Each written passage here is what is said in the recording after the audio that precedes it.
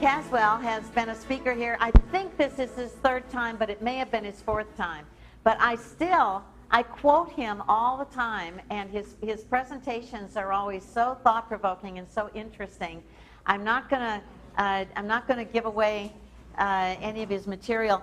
30 years at IBM, and as soon as he retired, from what I remember, he immediately started to adjust his lifestyle, downsized, started not living high on the hog at all, but he wanted to be frugal enough that he could do what he cared about. And he has devoted his life and his energies to all sorts of different things, whether it's lobbying or activism, and now he's in a whole new range of stuff. He is defined as a futurist, and we're going to learn something about future trends.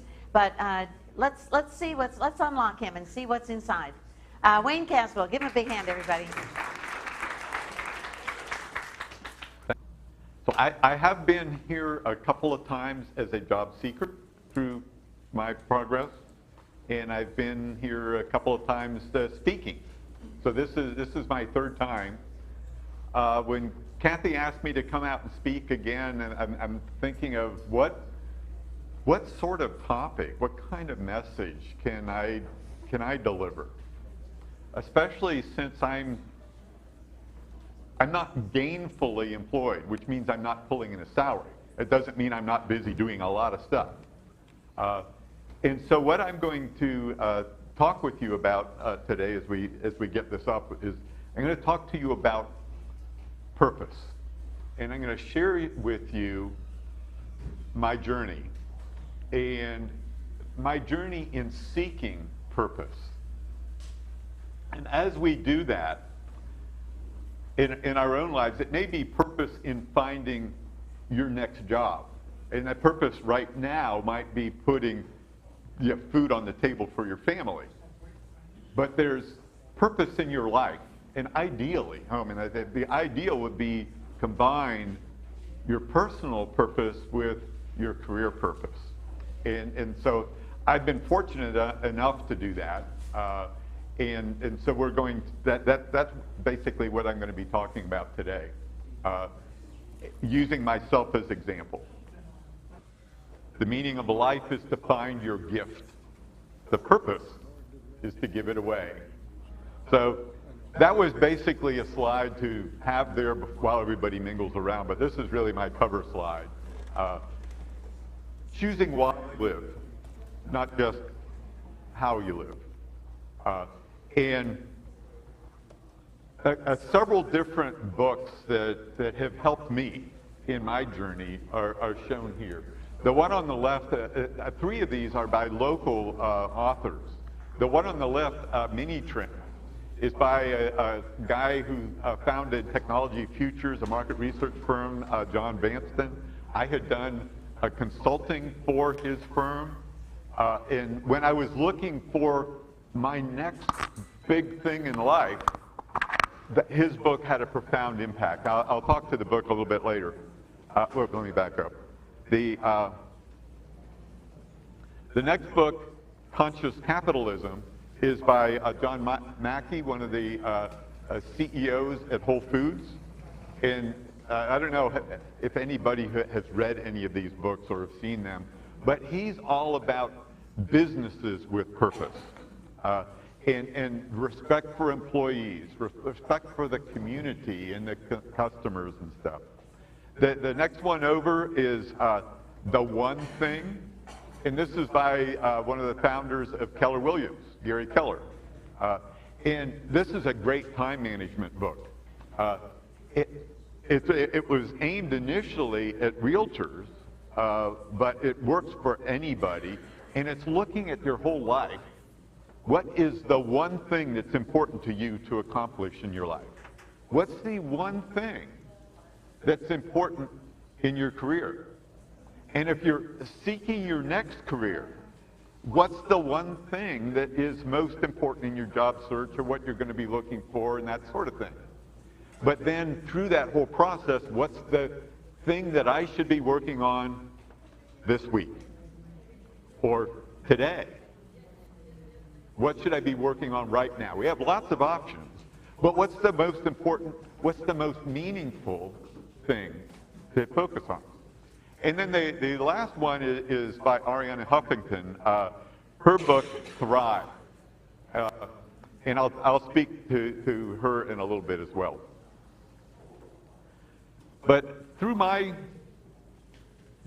journey, I kind of thought about that in my situation doesn't really translate very much into the job seekers, because I have a fairly unique, I mean, I worked for IBM for 30 years, and I was able to retire with a full pension. And I'm now 67, and so I'm on Social Security, okay? And so I have some income there. And my wife, who was an RN, just retired last week, and she's now on Social Security. At the same time, when we left, when the IBM career was over, it was more because our son graduated from college and we're empty nested, so we downsized our home into a much more modest home, and our lifestyle and stuff as well. That has given me some flexibility that many of you don't have. But with that aside, that's why it doesn't quite line up. But in my 30 years, and I tell you a little bit about that career path because it kind of defines where my perspective comes from. I started with as a computer operator, actually a punch card operator. Okay, 1969. They're wiring boards. Okay, we got to see a couple of nods. Okay, we've got a lot of older folks in this crowd. Went through programming and development and systems engineering, and through that I kind of learned that I was pretty good at explaining complex things and making them understandable. So that led me into marketing, and through marketing I ended up in strategy. Well, what that did, through that I learned lessons along the way, but through marketing and strategy, I learned to look for the really big opportunities, the big problems, and to be able to dig down into the cause and come up with solutions to those big problems. IBM scale problems. Then I retired from IBM because I had gotten into the consumer space with the IBM PC and shifted all my focus from enterprise to consumer. And 30 years was a nice cutting point. But then I didn't want to go back and relearn enterprise applications and everything as IBM was getting out of sold off the PC company and that sort of thing. So that's why I retired. And from that, I started my own consulting firm, Tech Consulting. One of the things, I don't know if any of you are into or wanting to go into consulting. If you do, I kind of recommend that you do it in a partnership with folks or as part of one of the big 8 firms, because as an individual, if you're doing consulting, one of the lessons I learned was that the skills and contacts that made me valuable as a consultant were really hard to maintain. Because with my work ethic, if I'm engaged in a project, I'm not going off to conferences and getting new contacts or developing new skills and stuff. So every time that project was done, I'm out relaunching the business all over again. So I didn't see that as long-term sustainable, so I eventually gave up my consulting business to take a job at Dell. I was hoping that I could have real influence in the area that I was interested in at Dell. Well, Dell eventually, outsourced all of our whole department, and then I'm back here again. But through the past, I learned something. And after Dell, one of the things I did was partner up with someone to co-found a nonprofit, consumer advocacy. We had an office 2 blocks from the Capitol. We did lobbying there, and we represented homeowners to the legislature. Okay? At the time, the Texas Residential Construction Commission, a really bad agency that mainly protected builders and not homeowners, was up for sunset review. And we wanted to kill that agency. Okay?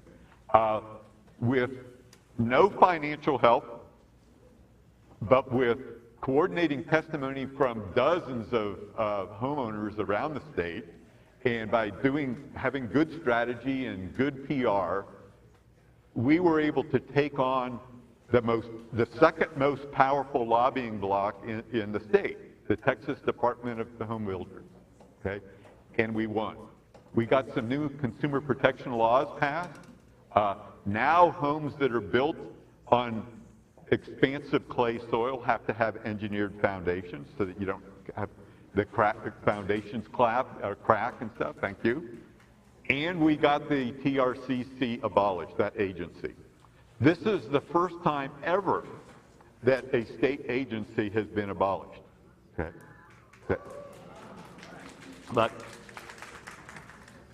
so again, my situation with having, because I wasn't getting paid for that, okay, has enabled the kinds of things that I've done today.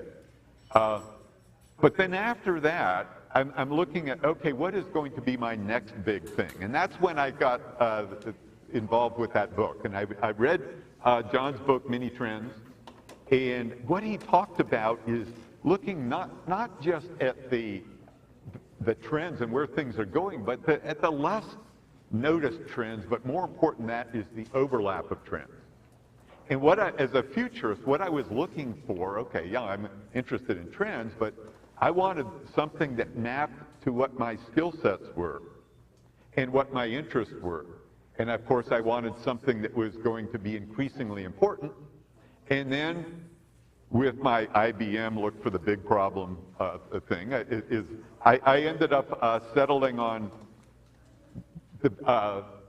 creating a website and a blog to help keep seniors safe in their own home as opposed to in an institution, to help lower the healthcare costs. So I write a lot about,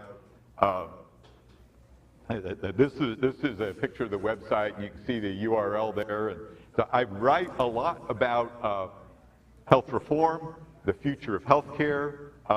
Kathy was suggesting that she might have me back to talk about Moore's Law and the future of healthcare. But there's over 600 articles so far in the last 3 years that posted there. I've got probably the web's richest collection of links to other online resources like online support groups, government sites, market research. Yeah. Okay. M, like modern, mhealthtalk.com. Okay. And with the lighting and the slides and stuff, basically there's over 600 articles there. Most of the work that I do in the morning is reading and responding to articles that may be in Forbes or Time Magazine or wherever. And so I use social media a lot to point to Twitter, Facebook, Pinterest, all that stuff, to point to important articles in my space, and especially to ones where I've commented.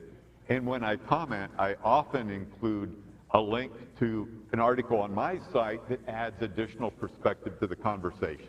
You don't want to do that if it's not adding to the conversation. But I've also accumulated over 1,200 healthcare infographics that are posted up on Pinterest, along with hundreds of photos of examples of home remodeling projects for keeping seniors safe and that sort of thing.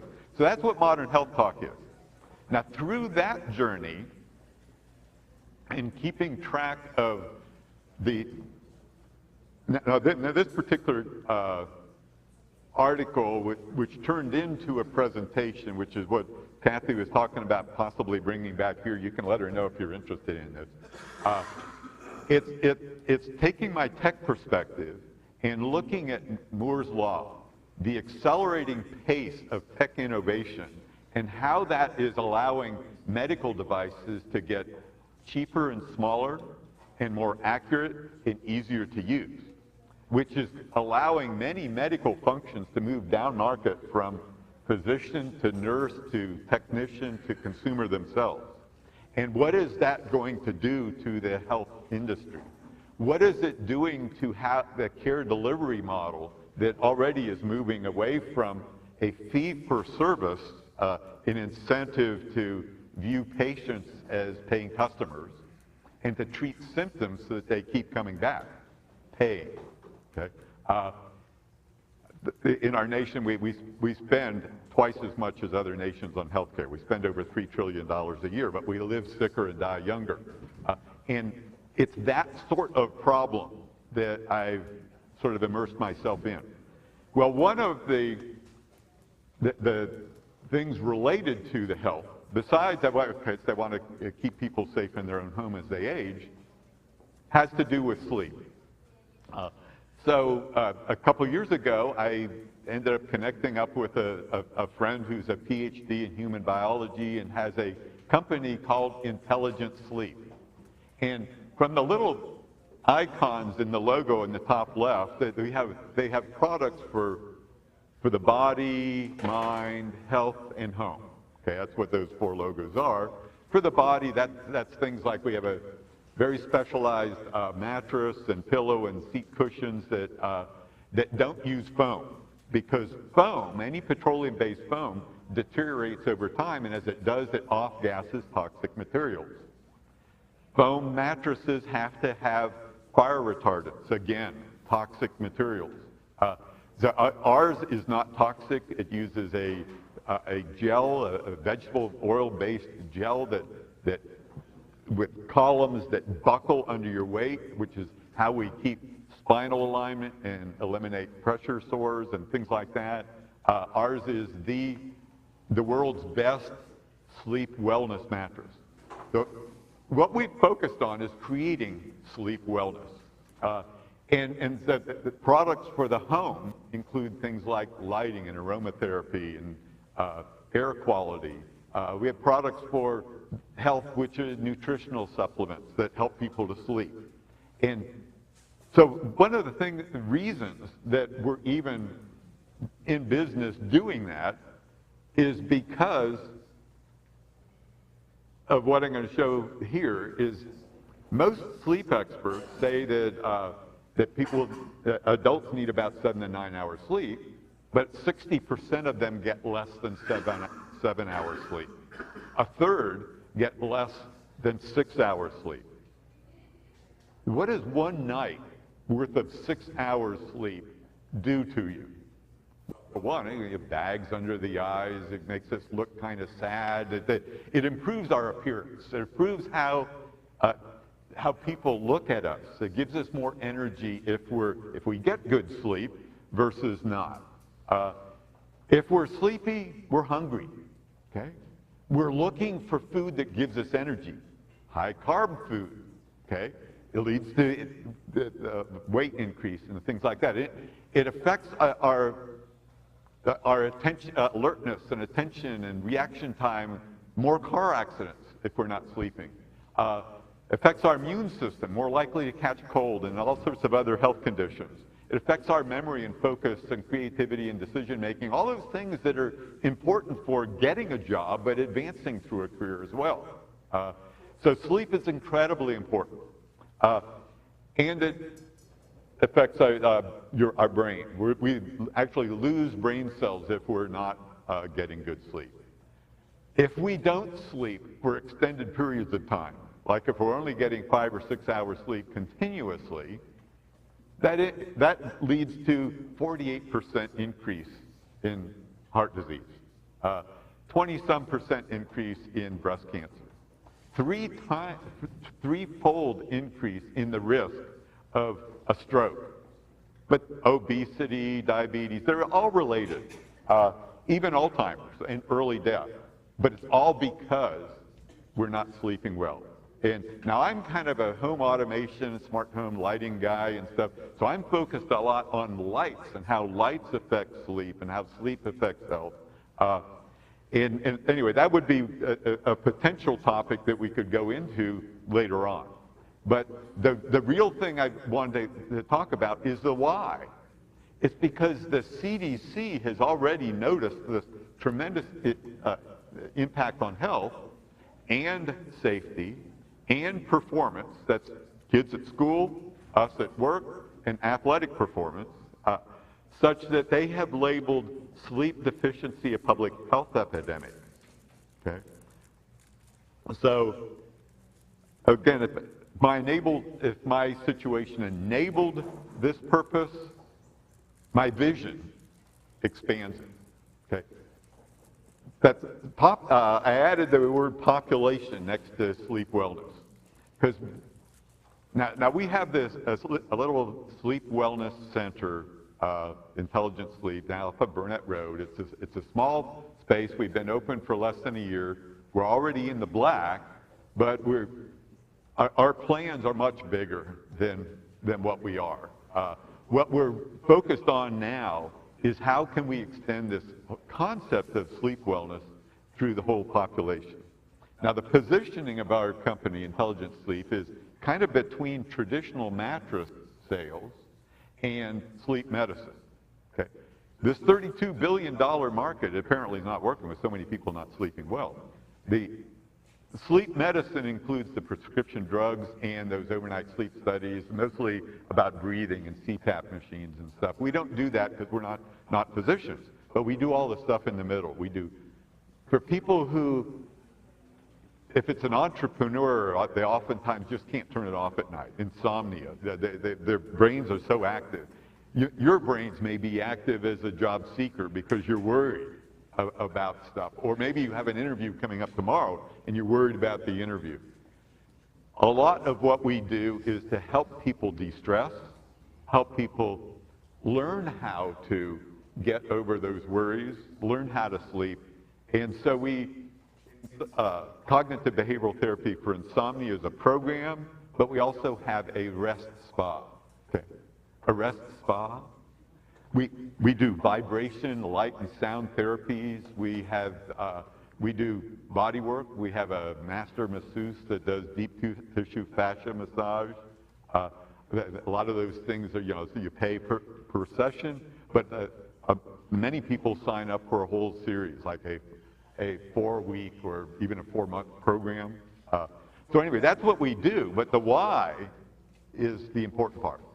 And then we're wanting to extend that to population sleep wellness, and we see various different ways of doing that, whether that's through the public sector or the private sector. Private sector can be through articles, public speaking, okay? Through health fairs. A couple days ago we were at a health fair. Corporate wellness programs, through home builders. I'm currently working with Continental Automated Buildings Association as the lead writer of a white paper on the smart bedroom of the future.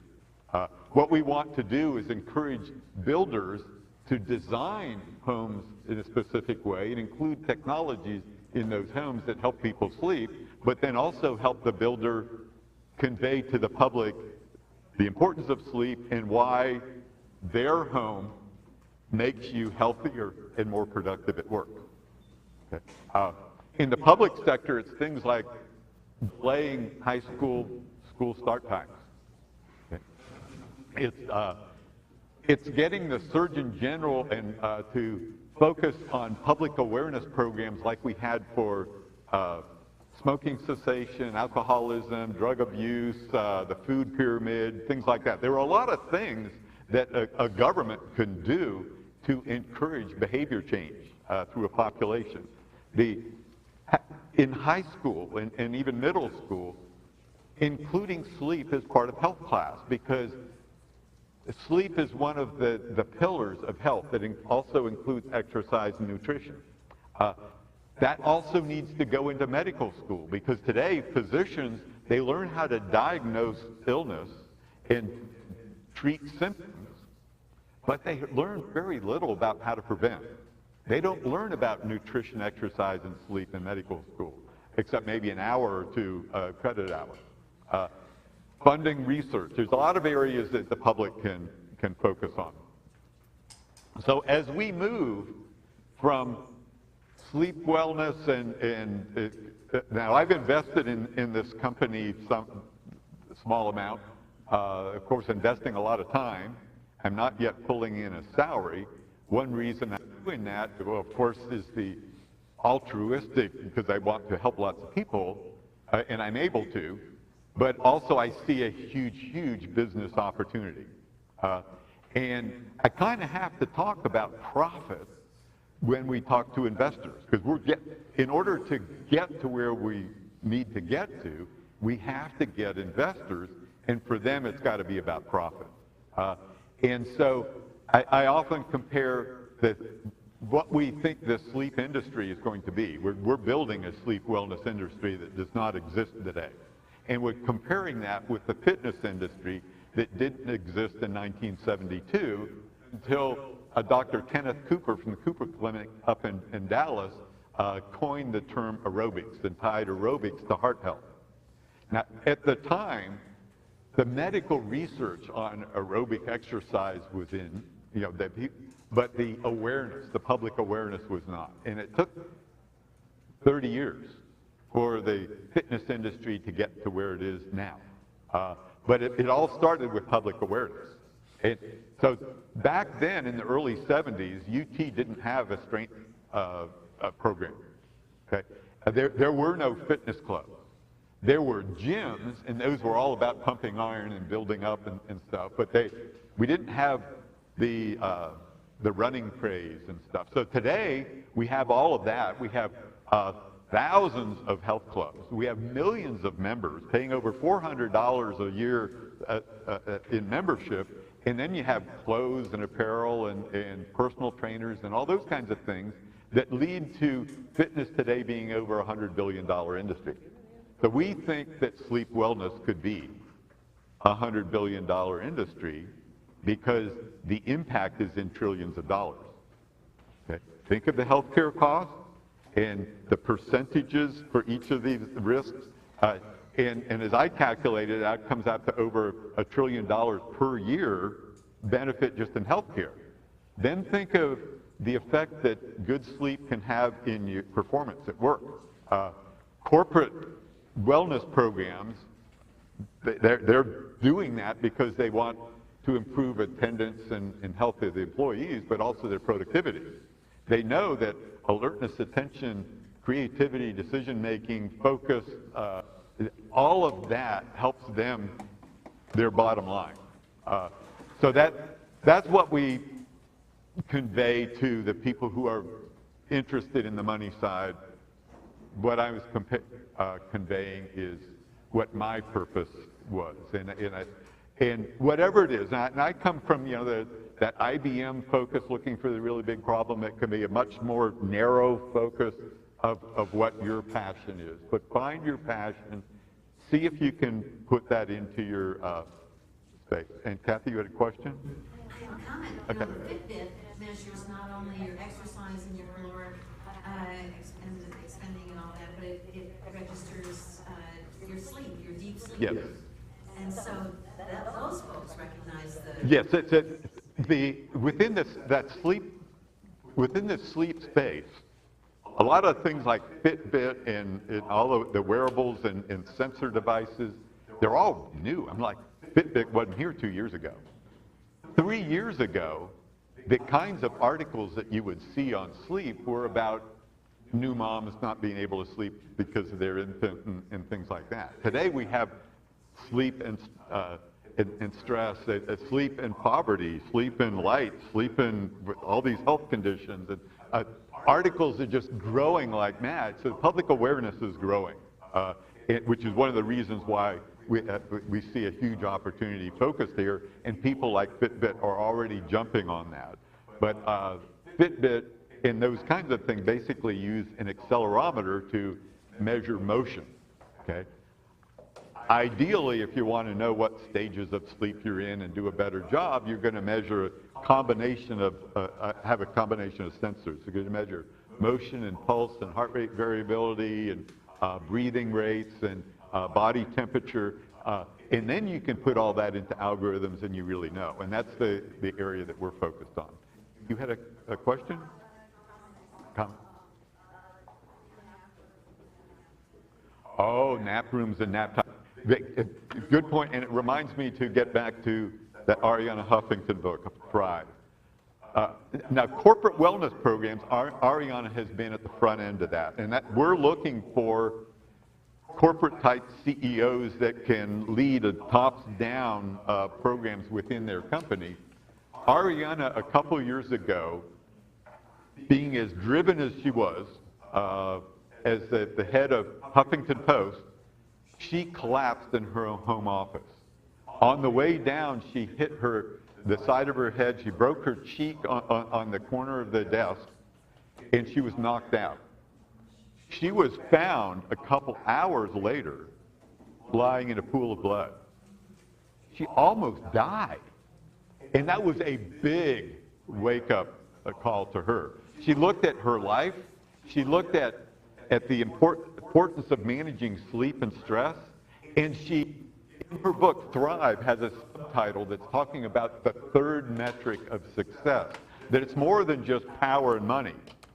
It's about why. Okay, what's important to you? What's your purpose? Okay, so thank you for that comment. So that's basically the end of what I was going to convey. Here you have again the 4 books. If you wanted to take notes of that, here's my 2 email addresses for Modern Health Talk and Intelligent Sleep. And any questions or?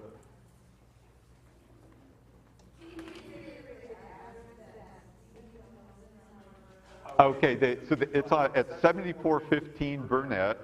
It's about 2 miles south of 183. If you kind of know that area, I mean, it's just south of Anderson Lane, directly across from El Mercado Mexican restaurant. And we do free seminars all the time. They mostly toward the end of the month. You can go there and get a free assessment, because what we like to do is first understand if you have any sleep issues and what they are, so that we can recommend starting at the cheapest, most effective. We don't want to sell you a bed right away if that's not what it is that you need. And I teach the sessions on lighting, and a lot of the advice I have is for people who use a computer late at night to use a free app called f.lux. And there's things like that. We sell a $8 night light that's an orange light instead of a white LED, and all that kind of stuff. So the seminars we do, they're a mix of educational seminars or experiential ones. And a couple weeks ago, we had a lady who'd been through one of our programs, and she has this collection of quartz crystal bowls that, if you've ever done like a wine glass and you make a wine glass sing, well, we brought in a whole bunch of people, and she had about a dozen of these bowls, and she's making the bowls sing, the different ones, and she's light up the whole space. Well, we were full. We had every bed space. We had 2 or 3 people on a bed. We had every square foot of floor space was filled. We told people, bring your blankie and pillow. And they were all there for like about an hour, just chilling out to this just really cool music. Talk about the effects of blue screens, TVs, cell phones, anything. Yeah, so the 150 years ago, before Thomas Edison, humans used to sleep an hour and a half or 2 hours more. Sleep was often bifurcated. So you'd sleep and maybe wake up at 3 in the morning or something, and then go at, maybe that's oftentimes when people had sex, is they'd wake up in the middle of the night, and then go back to sleep. As you got to go through the stages of sleep, the 5 stages of sleep tend to last about 90 minutes. So when you'd wake up, you could actually calculate it. It was probably 4.5 hours into your sleep or something like that. The light it controls a lot of that. The light affects the circadian rhythm of all organisms, including plants. You see the plants, the flowers go down like that, the sun comes up, the flowers come up. The same thing with humans. We're meant to go to sleep. Through millions of years of evolution, we're meant to go to sleep when it gets dark. But with these artificial lights, we can now work longer, Okay? We can stay up later, and it's affecting the amount of sleep and the quality of sleep. One of the things that we suggest is, if you were in an environment like this and then you just turn off the lights and try to go to sleep, it's probably going to take you a while to go to sleep. In nature, the sun goes down gradually, and the color temperature changes. The color blue, bright sunlight, it tends to not be there at night. And even the moon that doesn't have that 450 to 500 nanometer frequency of light that would keep you awake. So anyway, the light coming into the eyes, hitting the back of the retina, certain receptors in the retina talk to the pineal gland that causes production of melatonin. And so melatonin is a molecule that promotes sleep. It doesn't cause you to go to sleep, but enables you to go to sleep. Problem is, melatonin in the bloodstream sort of wanes over time. It comes in early, and then as you sleep, it goes down. It also changes with age. Okay? I've noticed a lot of older people in the audience. Young kids, when they sleep, have very high levels of melatonin. As they age, that melatonin comes way low, which is why melatonin supplements are a good idea. But melatonin has a half-life of about an hour. Helps you go to sleep, but it's not responsible for keeping you asleep, which is why a time-release melatonin would be the one to look for. That's a long answer to your question, but the blue light's related to melatonin. There are various ways of getting rid of the blue light, but also to help your body clock and your circadian rhythm is getting good bright light in the morning.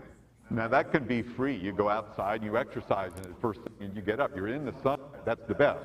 But up in the Northeast or places like in Finland, where there's the day is a lot shorter, they have a problem with not having enough light. So we have products, very high intensity, full spectrum lights to solve that problem as well. So falling asleep to a TV or your iPad or something is not good because it has that blue light? Exactly. So you want to get the TV, the bedroom should be for sex and sleep only. Get the TV out of the bedroom. You don't want to do work in the bed. Don't want to read in the bed. You want to associate, when you go to bed, it's to go to sleep. And that's part of what we teach with cognitive behavioral therapy, is changing habits. Well, it often takes 21 days to form a new habit or break a bad habit, and which is a reason why people, when they break their New Year's resolutions to get in shape. Yet they may sign up for a gym membership, but if they're signing up for a class or a personal trainer, something that keeps them going all the time, they lose that habit. And so that's one of the things that we do. We function as personal trainers for sleep and brain health. Well, I know when I was working at Constitutional Guidance, one of the things is sort of a cognitive behavior I would recommend parents is make sure they have their children go outside and be outside in a natural environment, at least an hour a day, because that resets the brain. Brain studies have shown that. So the comment was what parents can do to make sure their kids get enough of the right good sunlight. And actually, it was 2 years ago, one of the first articles that I wrote in the area of sleep was called The Economic Value of Sleep. And I researched all the writings and stuff that had been published on sleep, trying to identify, can you put a dollar value on it? Okay. And the closest I got was Harvard in 2011 had a study that looked at corporate presenteeism, okay, where people are coming to work sleepy and therefore weren't as productive, nearly as productive. And they put a value of like $63 billion a year. But wait a minute, I'm interested in convincing individuals. I need something that talks to you about the value of your sleep. So because I couldn't find anything, I developed an Excel spreadsheet model to model it. And with the starting at a new college graduate entering the workforce at $50K a year, and what would their career trajectory be if they had really good sleep habits or not. And I modeled it for a lifetime. Okay? It meant that they stayed healthy longer and they could work longer into their career instead of having to retire early and start drawing from their savings. That means they could accumulate savings. The impact was over $8 million in a lifetime for one person. Okay? But then later, with your question on kids, I became very interested in, hey, I really screwed up in developing this model because it really ought to start at infant. And making sure that all the things that parents can do so that kids, when they're real young and their brains are developing, good sleep affects their IQ. All through school, good sleep affects their grades.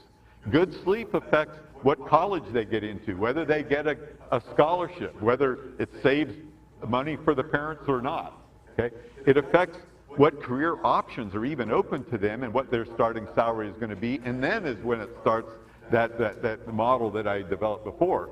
So my model really should start a lot earlier. So thank you for that comment.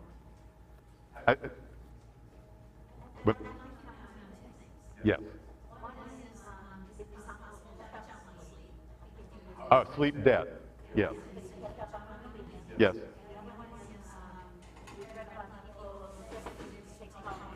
Yeah, both good questions. Okay, the first one was, if you have accumulated short sleep, can you catch up on a weekend?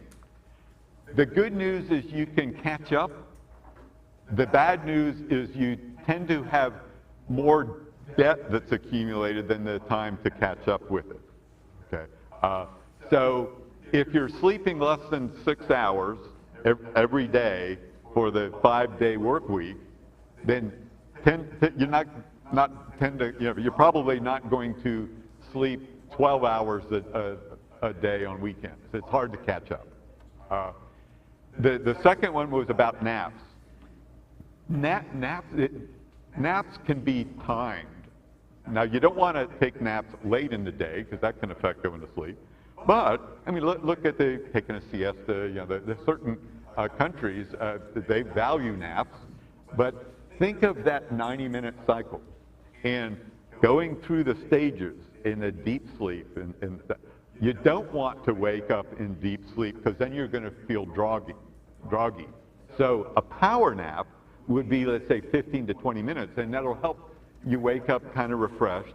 Otherwise, make your nap 90 minutes and set an alarm. In fact, what I've got to is I never use an alarm clock anymore. Even if it's a 90-minute nap I'm going to want, I'll set the alarm, but I'm always up before the alarm goes. And what's interesting, I'm up just before the alarm goes. It's amazing how that 90 minutes works. What's helped me a lot is just learning about the whole physiology and how sleep works, and that's some of the things that we teach in our seminars.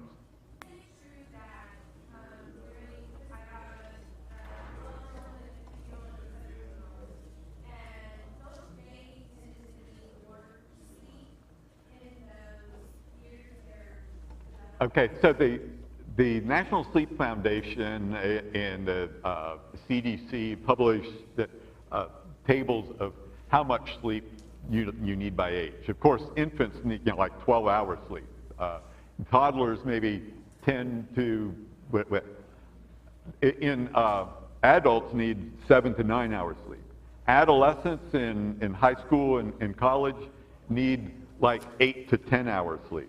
Now, when I said 60% of adults don't get their recommended amount of sleep, the 7 hours, 80% of adolescents don't get enough sleep. Something close to 80%, 90% even, keep a smartphone with them in bed and wake up several times at night and check when they go through that 90-minute cycle and they sort of naturally kind of wake up, they look at their phone and check their Facebook. Well, now they're looking at that blue screen, and it makes it harder for them to go back to sleep. And what's really important is to make sure that you allow your body to get into the deep stages of sleep. That's when the body restores itself. That's when the growth hormones and all sorts of other hormones and stuff are created. That's when neurologically the neurons, the brain cells, shrink in size, allowing more space for the cerebral fluid to circulate around, getting rid of the toxins and beta amyloid the plaques that form that cause Alzheimer's. So there is a direct connection between light, artificial light, sleep, and Alzheimer's. And all of that is relatively new research. So thank you for that. You had a question? What do you do for a person who is night and morning? Night and the morning. I stay up really late, but my body was out of my spot, wakes up when he Yeah, so the question is someone who's kind of like a night owl and a morning glory at the same time.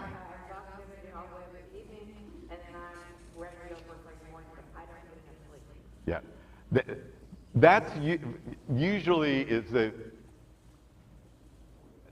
Now that's where some things might get onto the sleep medicine side, but it's often behavioral, okay, and behavioral or environmental, like within the bedroom, lighting, air quality, temperature, things like that, and that's where working with someone who acts as a sleep coach can help you.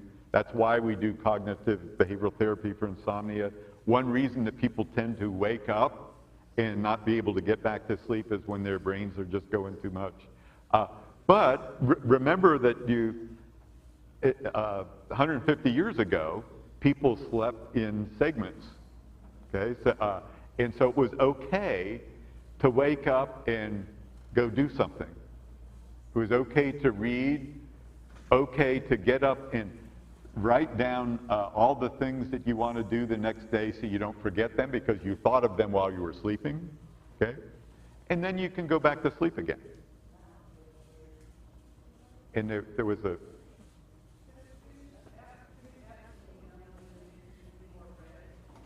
Yes, on the lighting side, for your PC especially, there's a free app called F.Lux or Flux, okay? And we recommend that one all the time. I use that one. And so at nighttime, the sun's going down, my screen is starting to get rid of the blue. It's turning more orangish color. And the intensity is getting smaller too. Now, one reason I talk about getting TV out of out of the bedroom and then the effect of electronics.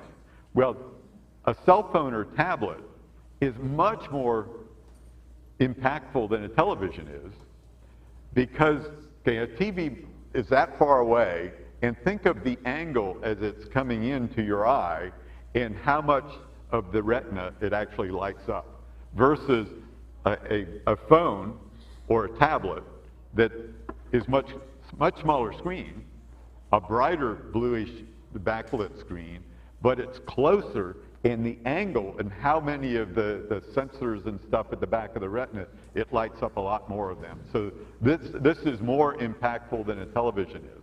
But then also think of what's happening in the lighting of homes today. We're moving towards all these energy-saving light bulbs. Compact fluorescents have a lot of blue. LEDs have a lot of blue. Now there are smart LEDs like Philips Hue light bulbs that you can change the color temperature and stuff. They're real expensive, but the prices are coming down. So one of the things that we sell in our center for that we recommend that people put on these orange shades over their glasses an hour before bedtime. That way, You don't have to change out all the lights in your house because that can get expensive. The orange glasses, cost $20. So there's some free things like F.LUX. There's some real cheap things like our orange night lights or the orange glasses. And there's all sorts of other recommendations that we do in our seminars. We like to start with free. We do the seminars for free because part of our purpose in doing that is for people to see us as the sleep experts. And the more they see us as sleep experts, they may eventually, when they're ready to buy a bed or something, they'll come to us, or they'll recommend us to other people. And part of this is moving towards this whole population sleep wellness objective.